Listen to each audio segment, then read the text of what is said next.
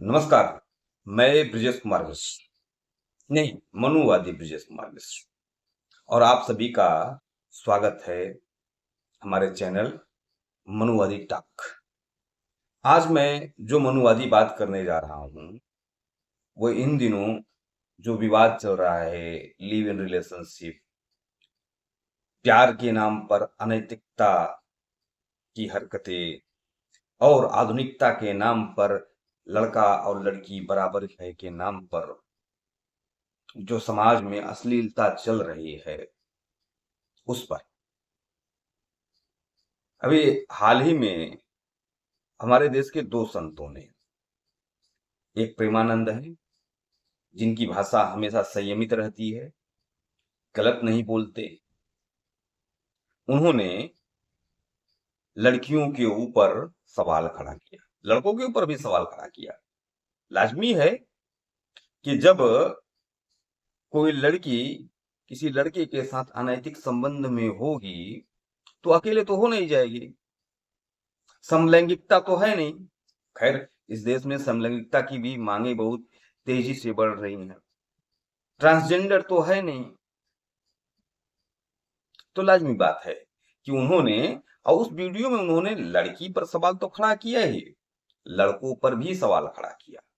लेकिन प्रेमानंद जी के बयान से पेट में जो दर्द हुआ, सर्वाधिक दर्द हुआ है, वो जो आवाजें आ रही हैं वो उन महिलाओं के की आवाजें हैं, मैं साफ साफ कह रहा हूं, जिनके वास्तव में चरित्र में न कहीं कमी है।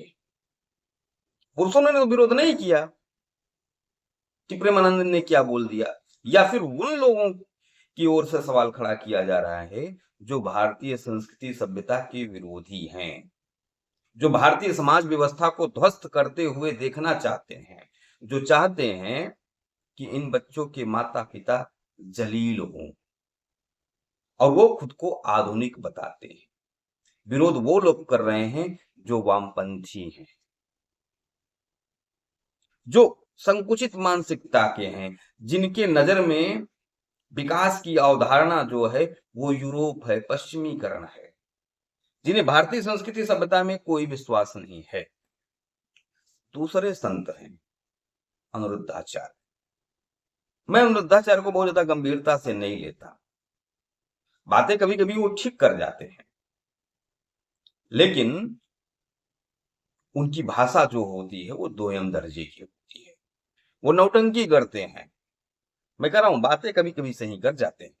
उन्होंने भी कहा 4 जगह मुंह मार के आओगी, बिल्कुल सड़क छाप भाषा की उन्होंने। उनकी भाषा भी सड़क छाप ही रहती है, मुझे ये कहने में कोई गुरेज नहीं है।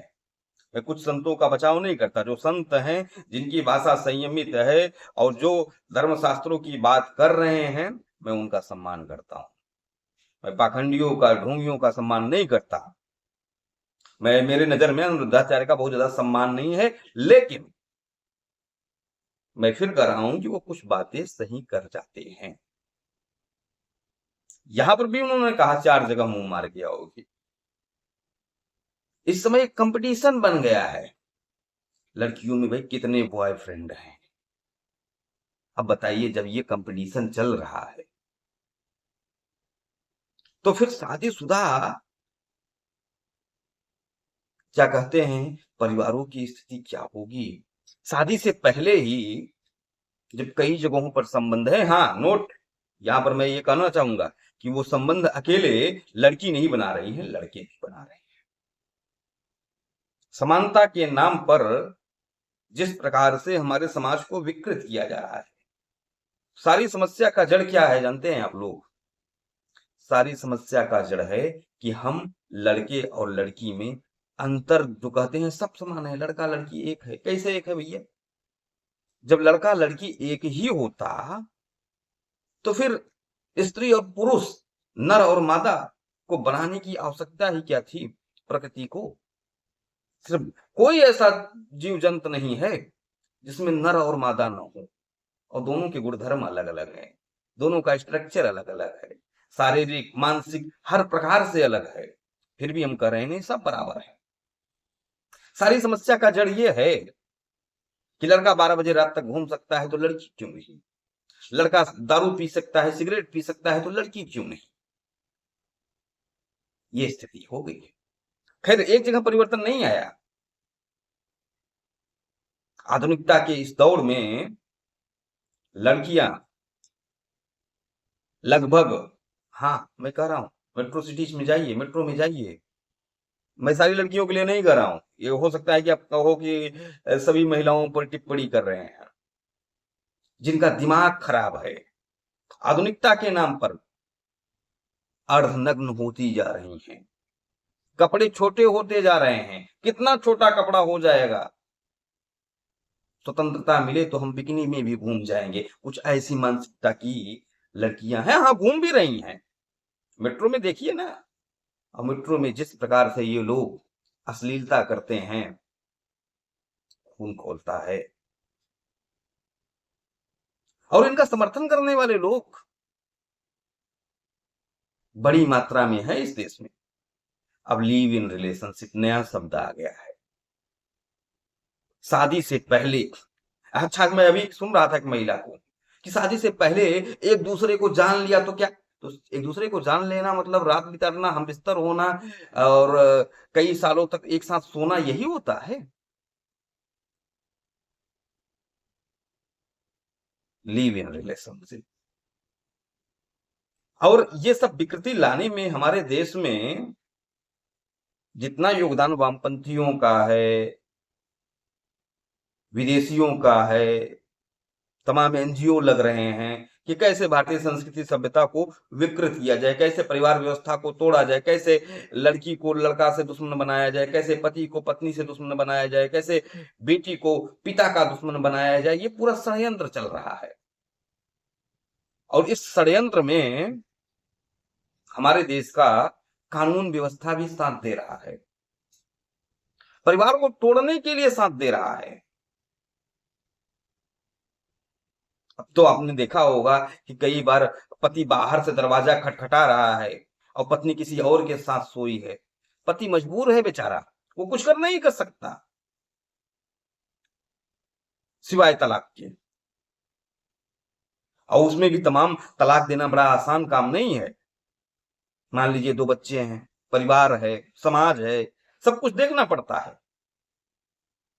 लेकिन कानून ऐसे बना दिए गए हैं कि आपकी पत्नी किसी के साथ भी सोए, आप कुछ नहीं कर सकते सिवाय तलाक के।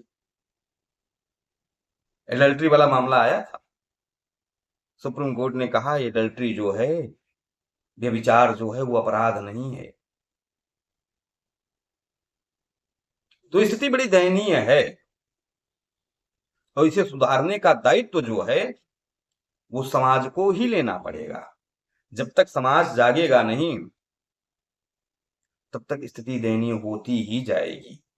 मैं देखता हूं, मैं जानबूझकर जाता हूं बाहर में, कभी मैं 10 बजे रात मेट्रो की ओर जाता हूं तो देखता हूं कि एक लड़की 2-2 लड़कों के साथ सिगरेट पी रही है, या 3 लड़कियां एक लड़के के साथ सिगरेट पी रहे हैं, साथ में बियर पी रहे हैं। जब ये देखता हूं तो मन व्यथित होता है। वो पढ़ने आई हैं, माँ बाप तो सोच रहे हैं कि बेटी पढ़ने गई है या फिर बेटी कमाने गई है। अब बताइए, शादी के बाद वो लड़कियां अपने पति के साथ, अपने सास के साथ, अपने ससुर के साथ क्या व्यवहार करेंगी। हाँ लड़के भी, शादी हो जाएगा तो वो, उनका मन भटकता रहेगा, वो अपनी पत्नी के साथ न्याय नहीं कर पाएंगे। और ये विकृति दोनों तरफ से आ रही है, और ये विकृति जो आ रही है वो आधुनिकता के नाम पर आ रही है। बंद होना चाहिए, हम सबको टोकना चाहिए।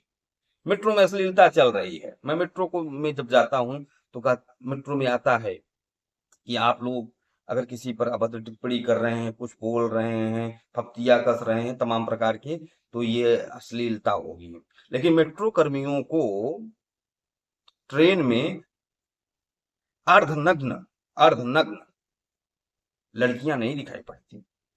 मैं मान रहा हूं कि अगर वो उतने छोटे कपड़े में लड़के जाने लगे तो मेट्रो वाले अंदर नहीं घुसने देंगे, जितने छोटे कपड़े में लड़कियां घूम रही होती हैं। और वही लड़कियां उन्हें ऐसे देखेंगी, हैं कितना बेशर्म है, और खुद छोटे कपड़े में है। तो स्थिति दयनीय है, ये बंद होना चाहिए। एक तरफा मामला चल रहा है। खैर, आज मैं लिव इन रिलेशनशिप पर था। लिव इन रिलेशनशिप भारतीय संस्कृति सभ्यता में कहीं स्थान नहीं रखता, सभ्य समाज में उसका स्थान हो भी नहीं सकता। अब जिसे आप पश्चिम देशों को कह रहे हो, वो सभ्य है ही नहीं, वो सिविलाइज नहीं है। जिन्हें लड़का और लड़की में अंतर ही नहीं समझ में आता हो, क्या सिविलाइज्ड हो? धर्म तो सिर्फ हिंदुस्तान में है, और हमारे ऋषि मुनियों ने हमें कैसा जीवन जीना है, कब विवाह करना है, कैसी हमारी व्यवस्था हो, सब कुछ बता कर गए हैं। लेकिन दुर्भाग्य ये है कि हम 1947 में आजाद तो हुए, लेकिन गुलामी की मानसिकता से अब भी मुक्त नहीं हो पाए हैं। मुगलों के, अंग्रेजों की सोच से अब भी मुक्त नहीं हो पाए हैं। हमें पुनः अपने ऋषि मुनियों के बताए हुए कानूनों पर, व्यवस्थाओं पर चलना होगा। धन्यवाद।